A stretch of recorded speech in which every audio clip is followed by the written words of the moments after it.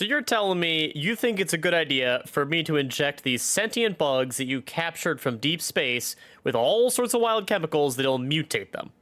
Yep. And the only reason we're doing this is so that they produce more element 710. Yep. And you don't think that anything could possibly go wrong with this plan? Nope. Alright, works for me. Let's do it. I have become Death, creator of roided up bugs. So recently, one of my fantastic viewers left an awesome idea for a video that I think you all enjoy, so I'm going to take a look at it here. We're going to take a look at the Helldivers 1 bugs versus the Helldivers 2 bugs today.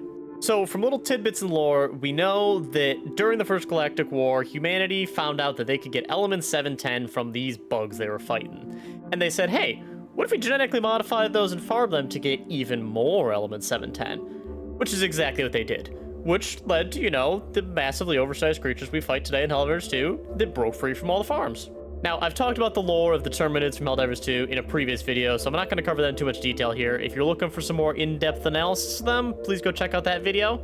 But what I haven't covered is the bugs that were in Helldivers 1, so we're going to dig into that a little bit here first. Now, in classic Helldivers dev fashion, they've revealed very little lore about where the Helldivers 1 bugs came from. And pretty much all we do know is that they are a sentient species of bugs that has evolved over millions of years, and if you squeeze them, they turn into spaceship fuel. Humanity ran into these bugs during their first galactic war of expansion, and at first it was peaceful, but by at first I mean, maybe half an hour or so before they realized that bug's got oil in it. Quick, squeeze it. So that didn't last long, and it turned into a giant fight, because these bugs, as I said, are sentient, so they realized, hey, that's a threat to our society. We gotta take down those humans, which they did not. They lost, humans put them in farms, and mutated them a little bit. So moving on now, let's look at some of the smaller bugs first. There is not as many bugs in Helldivers 1 as there is in Helldivers 2, so some of the bugs in Helldivers 2 aren't going to have direct comparisons, and actually, some of the bugs from Helldivers 1 we have not seen added yet. So there's not going to be 100% carryover here, but we'll work through the ones that we can, and I'll discuss some of my thoughts on the ones that don't have carryover later. Now, the first Helldivers 1 bug we're going to talk about is the Scout, whose name implies a lot. These are the small bugs. They're meant to do basic work tasks and whatnot, nothing crazy. And in battle, they're meant to go around, identify threats, and call in the bigger bugs where they're needed. Helldivers 2 does have a direct comparison to this, the Scavenger. And if we take a look at them side by side, just looking at physical appearances even, they look fairly similar. You can tell how these two are mutated from each other. The Scout here has got 6 legs, so does the Scavenger. The Scout's got some longer antennae though and whatnot, and the Scavenger's a lot bulkier. This is probably some of the effects of the mutation for getting element 710. The Scavenger is a bit bulkier and rounder and would, be great for squeezing oil out of, whereas the Scout is a lot lankier and probably wouldn't produce as much oil. But the Scavenger is 100% a mutation of the Scout here because they serve the same purpose when we're fighting them. They call in bug breaches so they get the bigger bugs into the fight, but they themselves are pretty weak. Alright, if you don't like the video, I'm taking away Garfield's forklift certification. But if you subscribe to the channel, on the other hand, I'm going to teach Garfield how to drive a semi-truck. Looking at our next lighter bug from Helldivers 1, we've got the Vanguard, who looks a whole lot like the Scout, except just a little bigger, maybe a little bigger claws on it, and it looks like it has some wings, which is very interesting if we move over to our Helldivers 2 counterpart. I'm suspecting that after this one was mutated, we got the Pouncer. You see those same kind of orangish wings on this guy, the same 6 legs, but again, kind of compressed down, a little bit bulkier, good for squeezing oil out of still, because it's a small bug. It's not going to be a huge ordeal to squeeze this bug. These two are definitely mutations of each other. Now, even if you've never played Helldivers 1, I think you're going to recognize this next bug because they actually share a name. The Stalker. You know the Stalker from Helldivers 2. It goes invisible, it just runs at you and absolutely destroys you. I hate them. I just hate them. Helldivers 1 had them as well, and they did essentially the same thing. And the Helldivers 1 Stalker did still have the ability to cloak. It was certainly not as good as the Stalker in Helldivers 2, which is nearly invisible. The Helldivers 1 Stalker you could see reasonably well. But what's interesting here is, why did that cloaking ability get better with the mutations? Humanity certainly couldn't have wanted that, because, an invisible bug is hard to squeeze into oil. But what if they were trying to figure out their own cloaking technology, so they're experimenting with these bugs? They said, hey, you know what, if we can make a bug go invisible, maybe we can use that for ourselves. Now, I think it's quite apparent that humanity's experiment here did not go well because humanity has no sort of cloaking technology that they use, and the bugs are nearly invisible in Terra's part of the battlefield, so I'm gonna call that a failed experiment there. Thanks, Super Earth. Thanks for the invisible bugs to fight. Now, our next bug here from Helldivers 1 is a real interesting one because it doesn't exactly have a counterpart in Helldivers 2. It's related to the Stalker, and it's called the Shadow.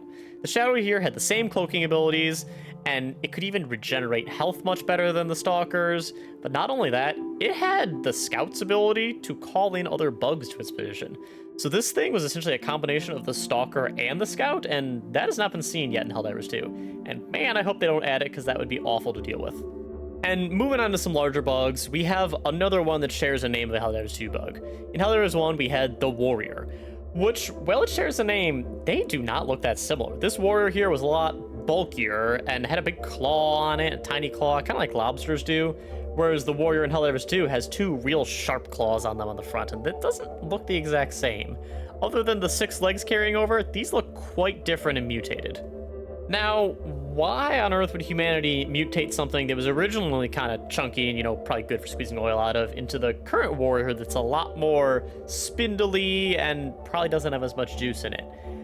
I'm not sure on that one. I suspect maybe the original Helldivers 1 Warrior here is a lot of that chunk was actually just armor that wasn't real good for squeezing bug oil out of, whereas the Warrior now is much less armored and easier to take down, so that was probably better for putting in the oil squeezers. And these two bugs, before and after mutation, serve essentially the same purpose. They're the little bit bigger Warrior bugs that's meant to go take down threats here. They can smack things around a lot.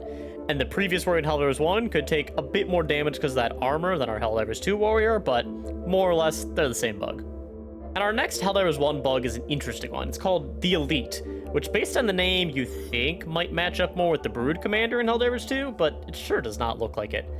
Honestly, what it looks more like is the Hive Guard. So the Elite in Helldivers 1 had a lot thicker armor, more durability, but it was essentially just a Warrior. So this thing was just a harder to take down Warrior. And the Hive Guard is essentially a harder to take down Warrior with, heavy armor on the front. So I think these two are mutations of each other. I don't quite know how they mutated from the Elite, which just looks like a heavy Warrior in Helldivers 1, to the Hive Guard that's got like a totally different setup, funky armor plates only in the front, and the Elite originally had armor all over the place. Now, I can't see why humanity would want to mutate these Elites into the Hive Guards where they just have a highly armored face. The only thing I can think is, much like the Warriors, they were trying to get rid of some of that armor, so they usually just squeeze, and they were only able to get rid of the armor on the back half of the bug, and they were like, you know what, that's good enough. We can just squeeze the back half and toss the front. Oh well. Next up on the list of bugs from Helldivers 1, we got something that just recently had a counterpart added to Helldivers 2, the Impaler. The Impaler is a pretty intense bug. It would shoot its tentacles into the ground and come smack around the battlefield and try to take you out. And the only way to really take it out was, well, it had its tentacles in the ground to shoot at its face, where it was exposing the little tentacly bits. Now, there's not a ton of great footage of the Impaler yet because it just got added to the game, and by that I mean I played a bunch of missions, couldn't get to spawn and got annoyed, so here's an image. So they look almost identical. You got the same 3 tentacles, heavily armored bug, and it looks like from the trailer that once it puts its tentacles in the ground, it unveils its weak face. So it'll probably be the same way to take it down, hit it with some big rockets. But the question is, have these mutated? I'm gonna go with yes, because they sure look a whole lot bigger in the trailer for Helldivers 2 than they ever did in the game of Helldivers 1. Now, why would Super Earth want to make these Impalers bigger? You think that would just be more of a threat to the people working with them and more of a threat to like the facilities they're keeping them in. And there's a good chance these Impalers might be why some of them broke out. Maybe the Impalers, dug some holes under walls and whatnot. But I think humanity was trying to make the Impalers bigger, not to squeeze for oil. Otherwise, they'd try to get rid of the armor like the other ones. No. These here, I think they wanted to use them as mining bugs. I think they said, ooh, they can throw their tentacles straight into the ground. We could probably, if we could control them, dig up some ore with those guys. And humanity did try. They made them bigger, but they never found a way to control them. So now you just have giant bugs that shoot tentacles into the ground. Quite scary, if you ask me. And speaking of heavy armor, moving down the list here, in Helldivers 1 we had the tank, which sure looks a whole lot like the Charger. And it acted exactly like it. It would just charge straight at you. It was super heavily armored in the front, and the only real good way to take it out was in the back. Obviously in Helldivers 2, now you can take it out from the front. If you have some anti-tank weapons, you can weaken up some of the armor in the front. But man, this is like the exact same bug. I want to take a moment to interrupt this Helldivers video for salmon facts with Nate. You heard that right. I want to interrupt this video about fictional insects to talk about one of my favorite real species of fish, the king salmon. Why is the king salmon one of my favorite species of fish, you may ask? That's because it's developed one of the stupidest reproductive methods I've seen out of any type of fish. But first, some basic facts about the king salmon that I also find interesting. King salmon are anadromous, which means they hatch in freshwater and then migrate to saltwater to feed and grow. King salmon can grow to be up to 100 pounds, but on average are more around 30 pounds. That's a big boy right there. But on to my favorite fact that I alluded to earlier. When the king salmon is ready to lay its eggs, it'll swim back to the stream that it was born in and swim up to almost the exact place that it was hatched from. And it'll proceed to lay its eggs there and then straight up die. That's right, for some weird evolutionary reason, after a king salmon lays its eggs, it just goes, well, that's about enough, and just passes away.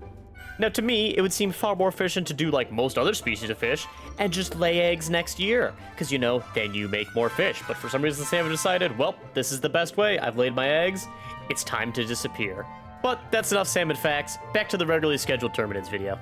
Now, our next bug here is one that has another direct name counterpart in Helldivers 2, the Behemoth. Which, if you're playing Helldivers 2, and honestly, I did not know this for a long time, you may not even realize that there's a Charger and a Behemoth, because in Helldivers 2, they look pretty darn similar. The Behemoth here in Helldivers 2, if you take a look at it compared to the Charger, has a much more aggressive face on it, but otherwise, looks almost identical. But this is real interesting, because the Behemoth in Helldivers 2 has a weak point in the back, and the Behemoth in Helldivers 1 did not. The Behemoth in Helldivers 1 was fully armored all around, and you needed anti-tank weapons to take it out. Normal rifle? No, do no damage to it. So, why is it that humanity mutated these to have that weak point? Well, obviously, there's a whole bunch of good, juicy bug oil in these bugs, and they want to squeeze them somehow. So, fully armored is not very good for that, and much like some of the previous bugs we saw that got a little less armored before, they made a weak point of the Behemoth, so they could get that delicious oil out of it. Now, we're kind of exhausting our list of bugs from Helldivers 1 here, but we've got a couple interesting ones left. We have another one with a direct name in Helldivers 2, the Brood Commander. The Brood Commander, obviously, is a giant bug that is meant to be incredibly aggressive and lead all the other bugs. Serve the same purpose in Helldivers 1 as it does in Helldivers 2. And honestly, kind of looks like from before we were saying the Warrior. Sure looks pretty similar, just kind of mutated to be a little more spindly and easier to take out if need be. The Brood Commander before looks real heavily armored and had a lot of dangly bits we didn't need when squeezing for oil. The Brood Commander now, less heavily armored, much better for squeezing. Now, our last bug on the list does not have a counterpart in Helldivers 2, and we can't even begin to fathom what it would be like in Helldivers 2, because we have the big bad bug of Helldivers 1, the monstrosity to deal with, the raid boss, essentially.